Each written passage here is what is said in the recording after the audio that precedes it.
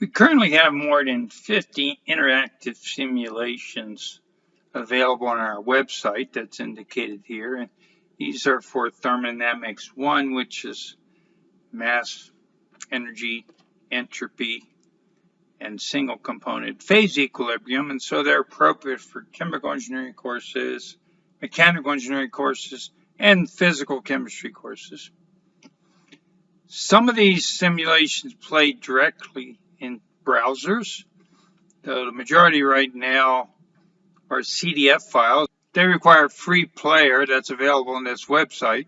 We also have an additional 50 simulations for Thermodynamics 2, and this is multi-component phase equilibrium, chemical equilibrium, material that's typically covered in chemical engineering courses.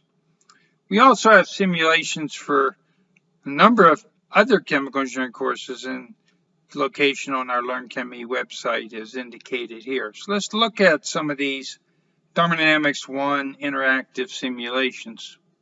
So here's the website that shows the simulation. The first ones are the browser simulations, and then the remaining are CDF. They cover a variety of topics. Here's the link to Thermodynamics 2. And then there's also a filter. If you just want to select out simulation involving cycles, you can click here.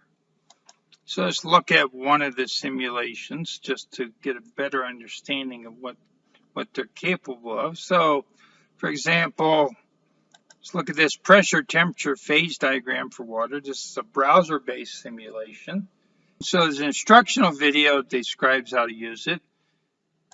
Directions are given here, as well as more details of the equations used in the simulation.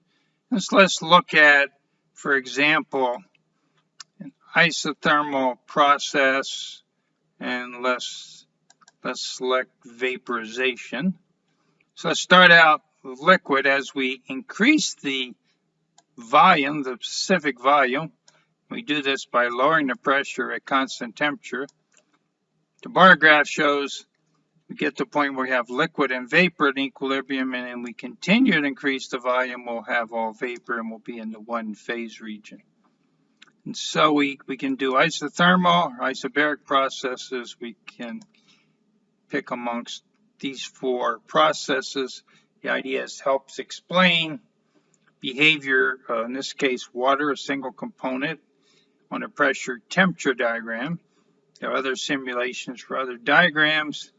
Some of the other simulations, if we go back and look, are also animations that display, for example, how the temperature changes in ideal gas as we, for example, add energy to the process and we heat a gas. So when we select play, we'll see the changes in work, internal energy, enthalpy, and temperature for constant pressure and a constant volume process. So this whole idea of these simulations help understand concepts that are important for thermodynamics and are applicable to a number of different types of thermodynamics courses.